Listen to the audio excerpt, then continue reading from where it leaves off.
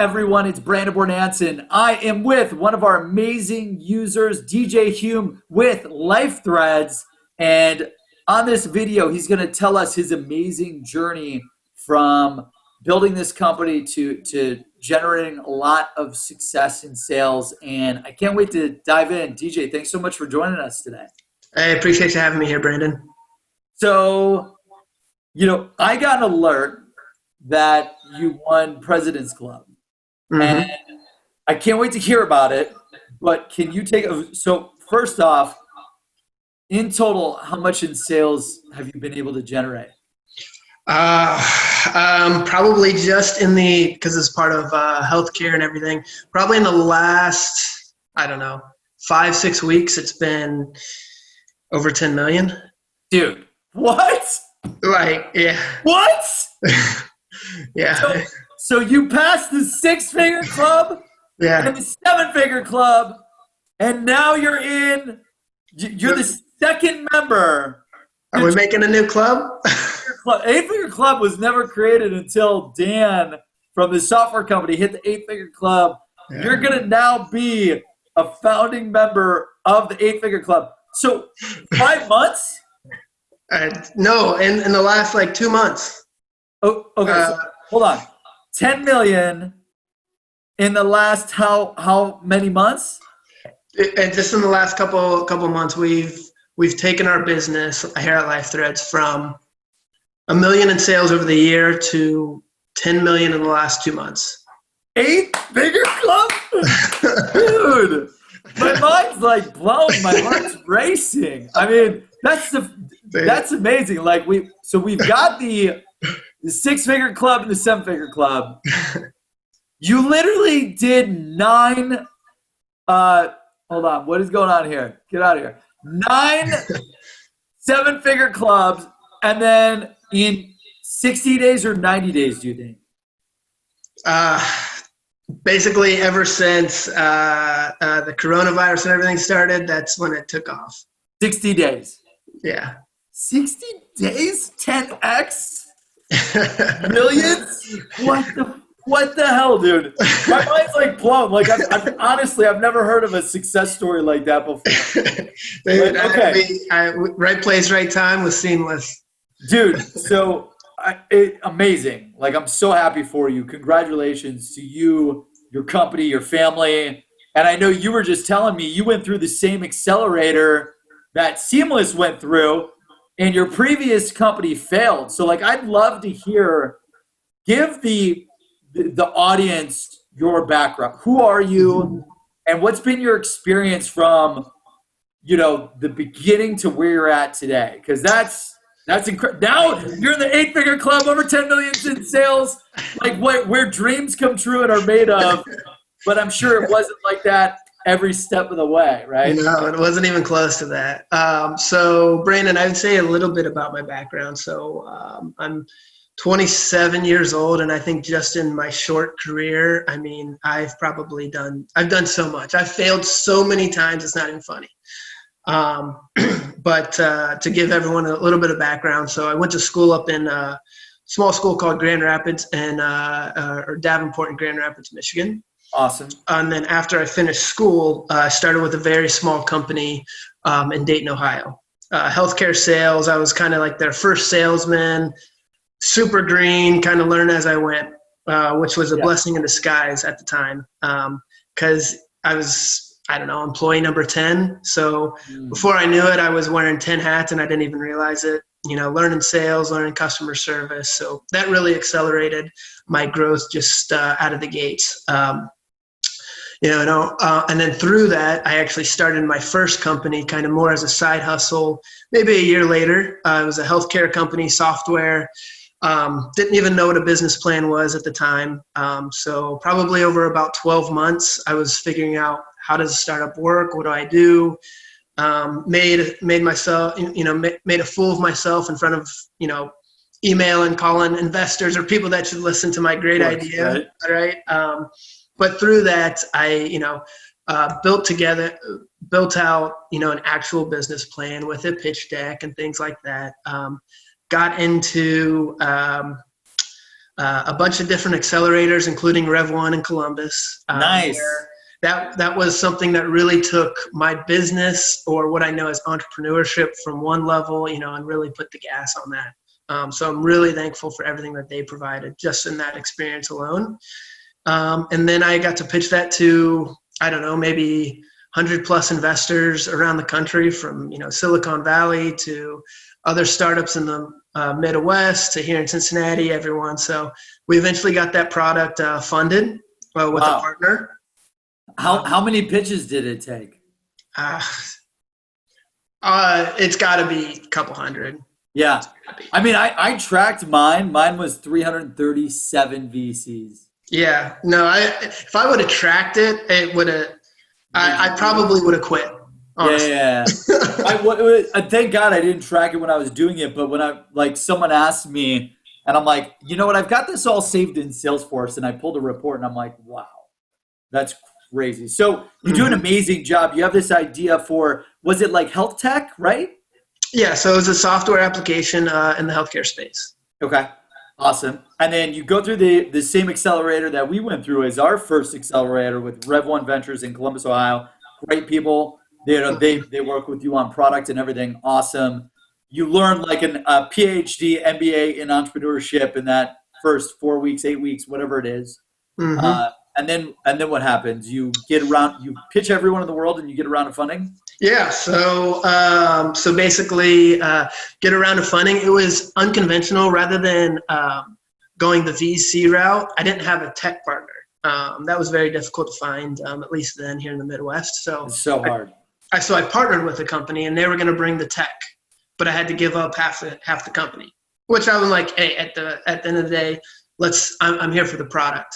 Well, fast forward, as that develops, I basically aligned a couple beta customers, and 12 months later, it kind of all falls apart. They have other projects that's actually making money for them at the time, and it kind of just fizzled out and ended up failing. That's tough, man. I get it, because I've been there multiple times. So you go through this really tough experience where you fundraise for the company, you struggle to find a tech partner, you build this thing up, and it basically fails. Yep. You probably learn a ton.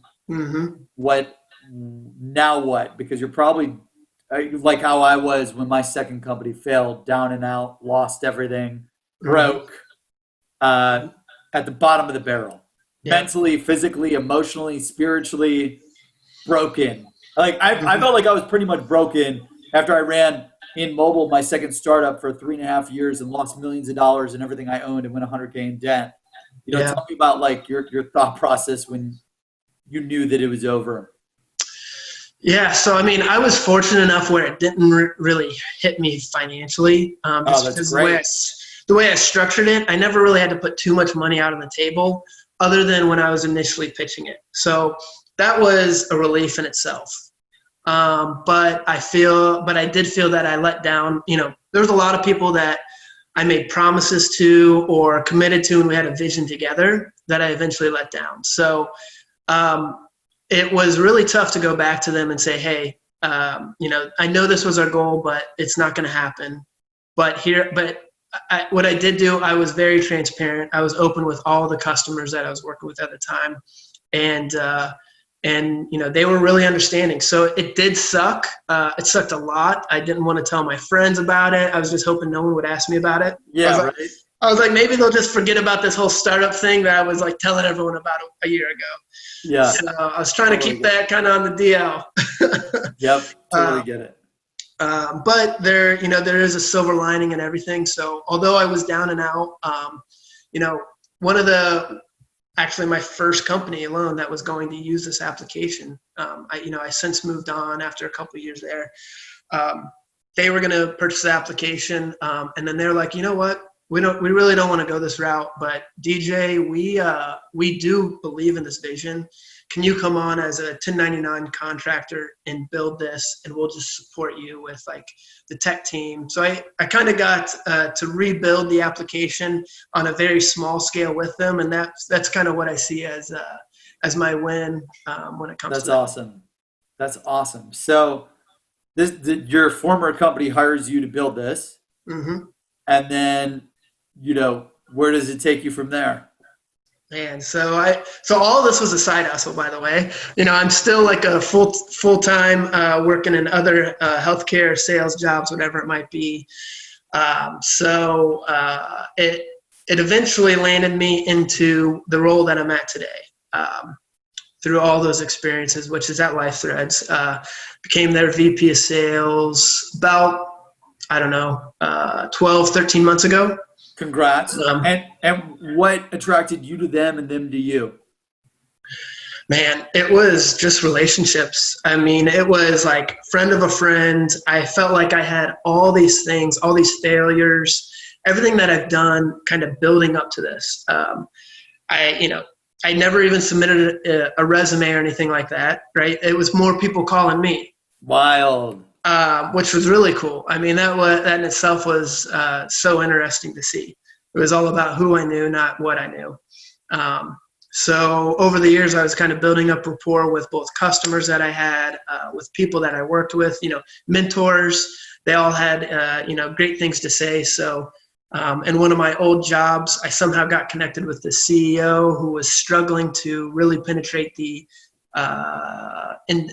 what would I call it, that the commercial side of healthcare sales. Yep. And we got connected. He flew me out. We went out to New York and we were chatting. And after one day hanging out, we're like, all of us, not only business wise are aligned, but as people and how we can work with it, directly aligned. So it was just a natural fit. That's awesome. So you guys meet and he's like, "Hey, we need someone to run sales." You're like, "All right, I'm the person." And Hmm. where's the company located? So the company's based out of New York, Okay. and then Awesome. I work out of Cincinnati, from home. But most of the time, I'm either traveling or I'll work out of New York occasionally. Yeah, the great way to maximize productivity.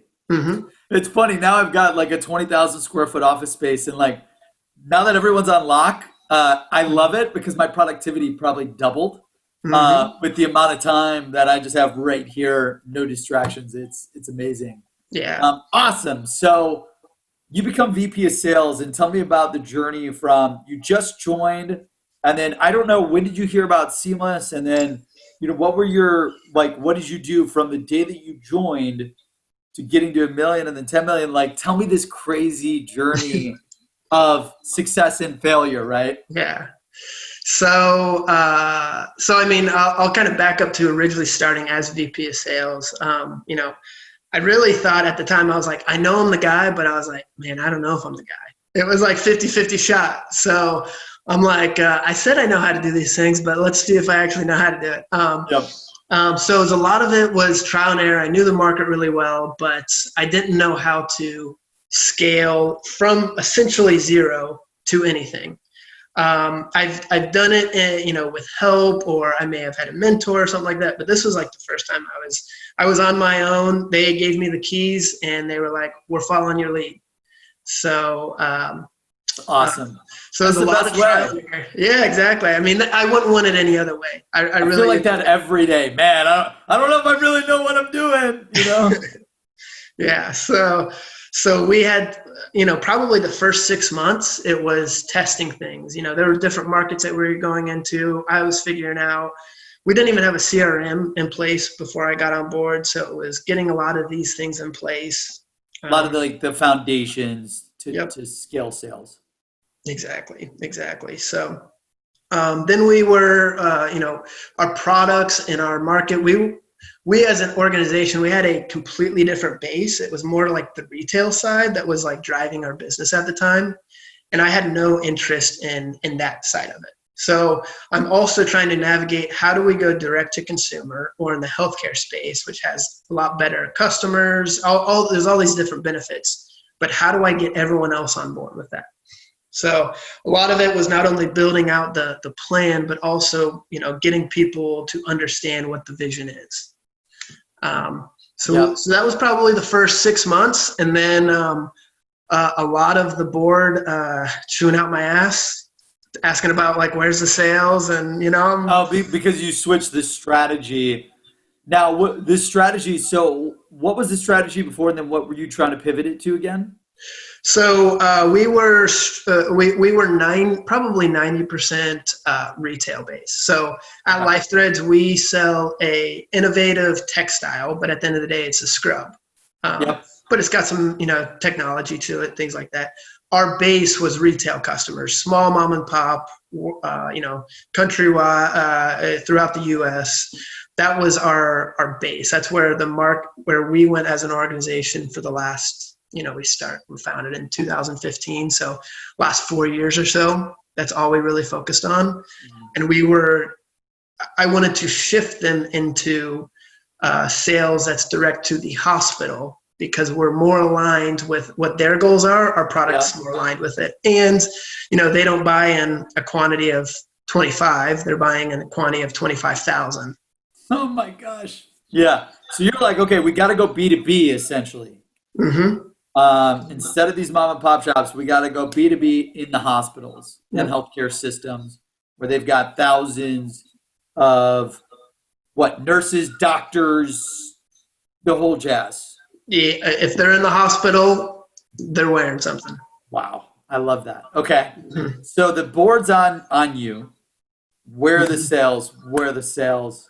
Mhm. And at this point, because you're what? How many months in to you trying to break in and then the board down your neck about this?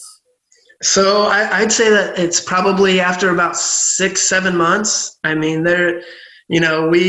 we've had some things that have been decent, but nothing big that they were hoping, and then we have maybe some inventory that we're starting to sit on, and that now everyone's getting stressed out, freaking out, Yeah. and then that's when they're really, probably starting November of last year. Yeah, and it's scary and exhausting and stressful and fearful when your back is against the wall because you're like, okay, the board's upset, the CEO could be upset, or the president. Like at that point in time, were you worried about, hey, am I going to lose my job? Am I like, what was going through your mind? Yeah, I mean, from A to Z. I mean, it's like, hey, am I the guy? Like, maybe I shouldn't be doing this. Is our product good? Is it good enough? Do people care about our stuff? Is it someone else on the team? Is it, do we have enough funding? I mean, literally, you name it, it's running through your head, and you're thinking about it. And it's not like every once in a while; it's like all the time. Yeah, every single second, right? Mm-hmm. Okay. So that's November of what, 2018 or 2019? 2018. 2019. 2019. Yep. So, okay, about 7 months ago, Yeah, roughly. Yeah, 6, 7 months ago. 6, 7 months ago. Yep. Okay. So then So, what happens? all Your right. So back's against the yeah. wall. Yeah. So I mean, still obviously in the healthcare space, you know, December's not going to happen.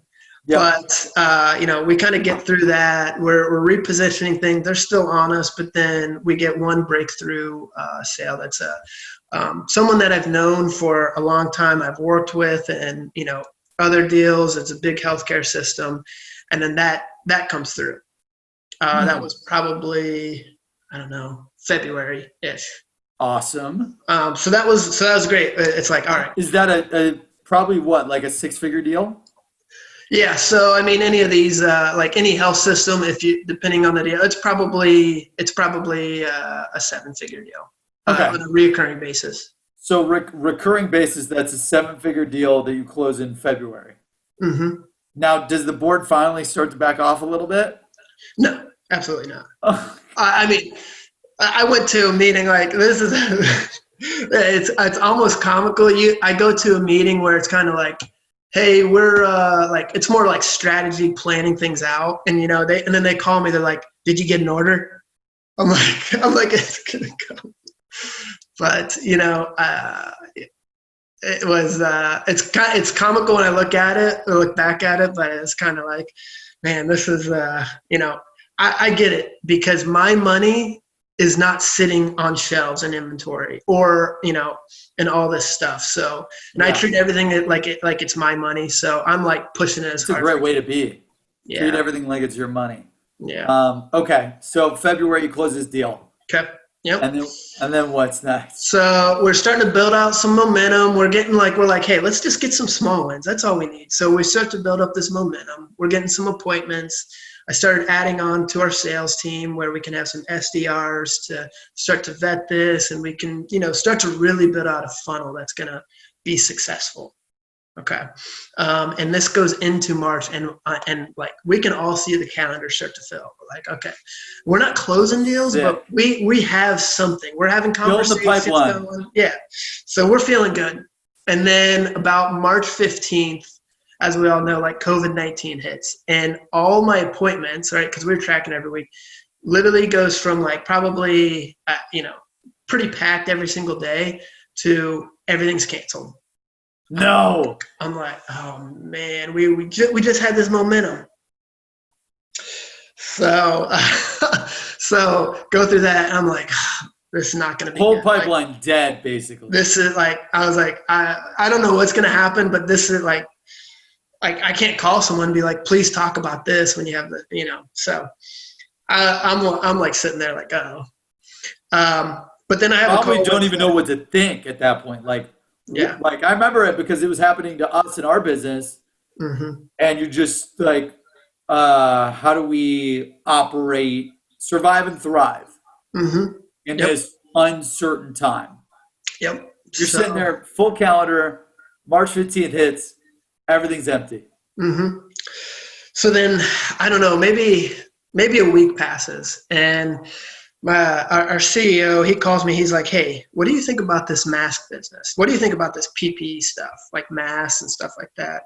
And I'm like, I'm sure like there's demand for it. And then I get an email, like literally we're on the call. I get an email from a health system that says, hey, I'm ready to write a PO to anyone that has these types of masks. If you do, I'll write a PO today. And I'm like on the phone with them, like, well, I just got an email from this huge health system that wants to order this many. It's like, you think we can get these? It's like, I think so. Well, let's give it a shot. So background on LifeThreads is we have a product, but we have a manufacturing plant. So we manufacture around the world, or have connections and things like that. So we're actually really well connected around the world from a sourcing standpoint. So we're like, dude, let's supply chain and everything. You've got it all figured out. Yeah. And we're like, some hospital wants to write us a PO for a $500,000 right now for some masks. And I'd be at it all year to try to get another $500,000, PO for some scrubs. So we're like, hey, let's do it. And I'm like, what kind of mask we get? So we do some due diligence, do some work on it. We figure out what we can source, what we can, like all these details. Maybe a week passes and we feel confident that we can fulfill orders. We're not really sure the exact how many and stuff, but he's like, hey, DJ, go see what you can get. And this is where Seamless and really comes into play. So we have a lot of sequences and tools that we use as a small sales team. We really leverage automation. So awesome. And how big is your sales team at that point before starting to use Seamless?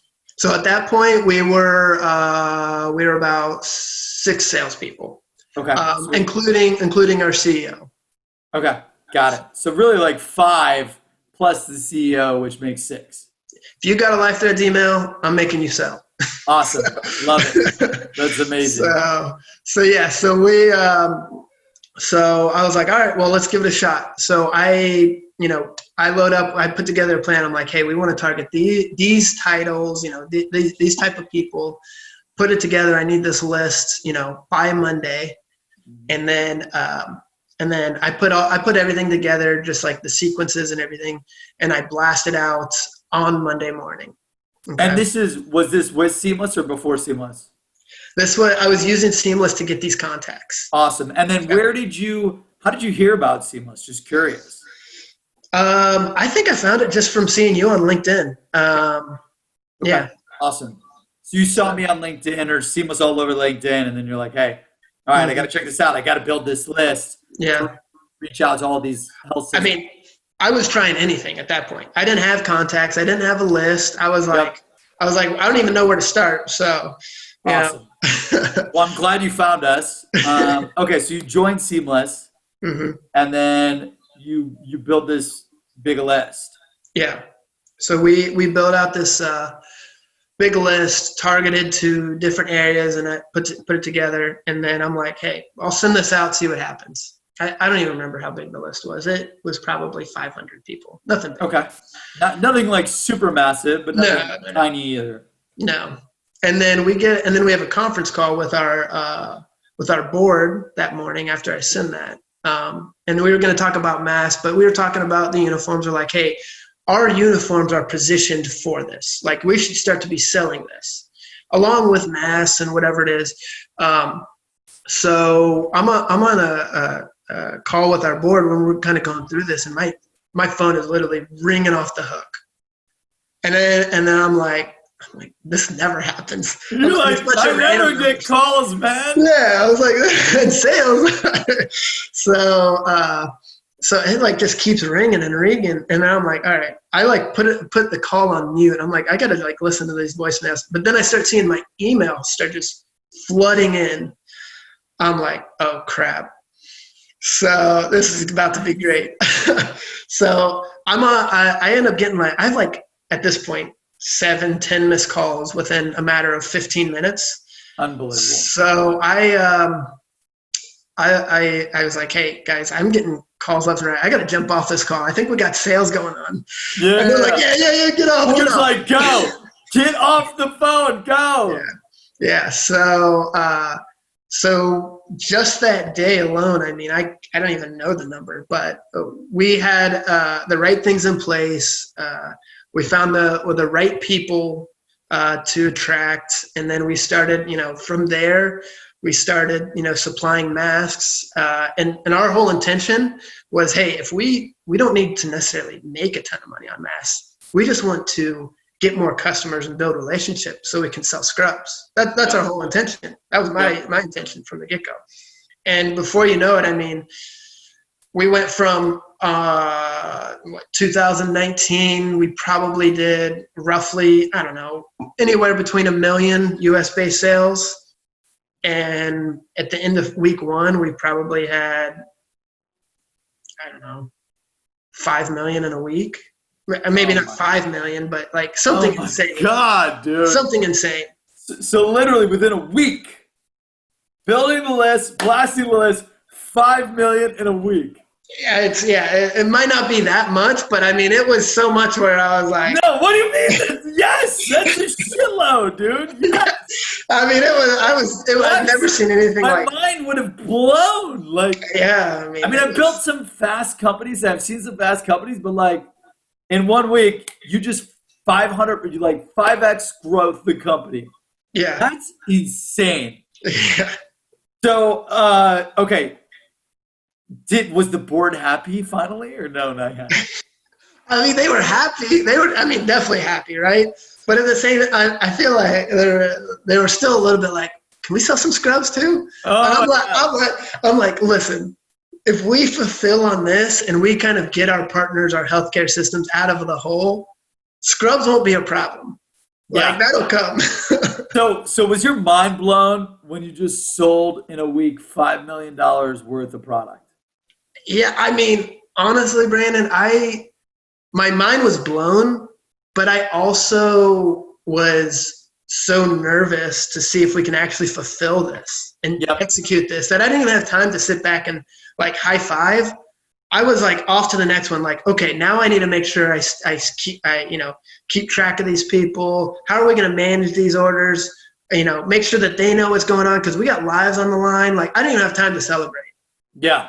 Because you're like you're flying, like you're building a plane in midair while you're flying it, while it's on fire. Yeah. Essentially, which is like entrepreneurship. Mm-hmm. That's incredible. So first week, massive success, and you still have to figure out, okay, how do we make sure that we deliver on what we sell? Walk me through. That was like what, the first week of March or like middle of March, or what was it must have been middle to end of March. Okay. And then, because I know you're over 10 now, so walk me through the next phase of after the first week, what happens? Yeah. So, so we get some deliveries in, and I'm like, all right, let's spread the love against these POs, make sure that they know that we're legit. Because for everyone that doesn't know, these healthcare systems were put in a very bad situation when it comes to sourcing products, where they weren't sure who they were buying from, if they're trustworthy, all that stuff. So I was like, listen, I need to be number one on their trust list. Mhm. So we distribute and say, hey, I don't want your money until we fulfill. And we start doing that because I want to build relationship, rapport, and all that. Yep. So, we start to get some mass in. I start sending that out, and then our team gets together. And I'm like, all right, they trust us, or and now they're asking me for this laundry list of other stuff. It's like, Oh my gosh. can you guys get that? And literally, it was just product after product where we, just took it step by step and had our team go source the next product and how long it's going to be, and then and then the next product. Wow. So the difference between the first week to like the next month, when you basically doubled, you went from, 1 to 5, and then you went from 5 to 10 in the next 4 weeks. Is that about right? Yep. Was the 5 to 10 that you generated, was that net new, or was that upselling the 5 million that you closed off of the first list? I'm just curious. Was it like constant net new? Was it a mix of net new and upsells? Like, share with us, how that went. Yeah, it was a combination of both.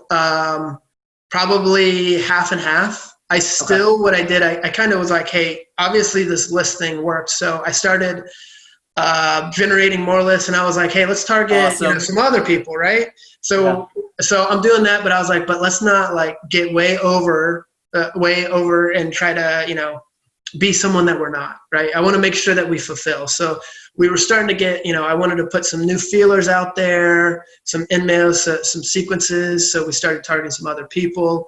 And then at the Awesome. same time, we're building relationships, and, these health systems, they all know each other. So Yep. before I know it, I'm getting so many references. They're like, hey, this guy, they respond, they fulfilled, they did this. So I'm getting reference left and right. They're like, hey, I talked to so-and-so who's got this, and they said to call you.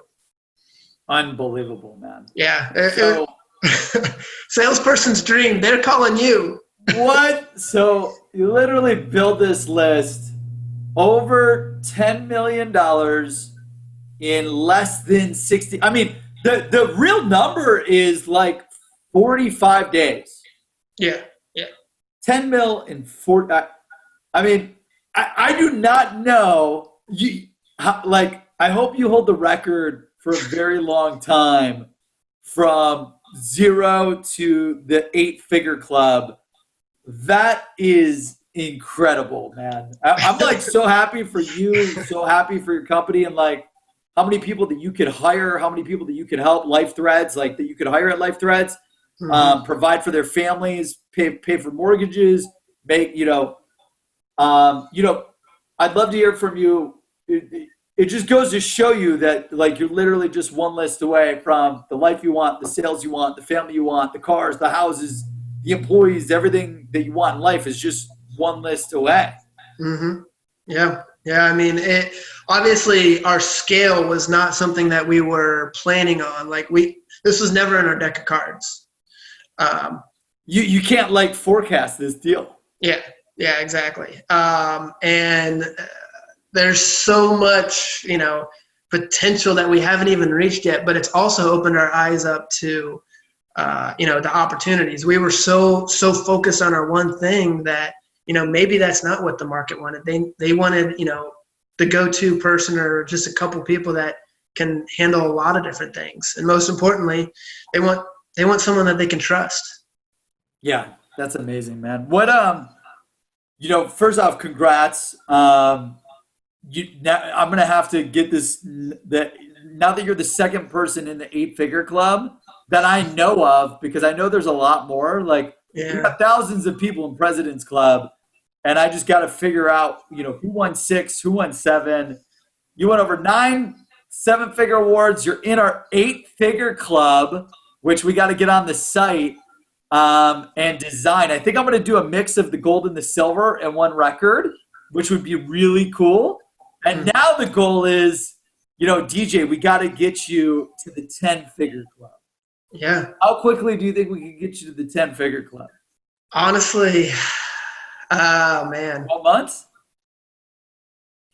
it could happen. I don't know. Let's do it. It could happen. Let's get you the first person in the 9-figure club. Yeah, go from one, go 1 from to zero. 101. 1 to Yeah. 101. That would be in the record books forever. I know. I mean, 1 to 10 in one is still record books. Yeah. Dude, I'm so proud of you. Congrats to you, your team. Like, you guys deserve it. I'm so excited to get the 8-figure club award designed for you, shipped to you guys. And I'll make sure that Karen, our ops person, we have all the requirements on what you want on the award. And then what advice do you have for salespeople, marketers, entrepreneurs out there who are just getting started using Seamless and just getting started in sales from everything that you've learned throughout your journey? What piece of advice can you leave everyone who's dying to get into the 7-figure club, 8-figure club, 6-figure club, and join you?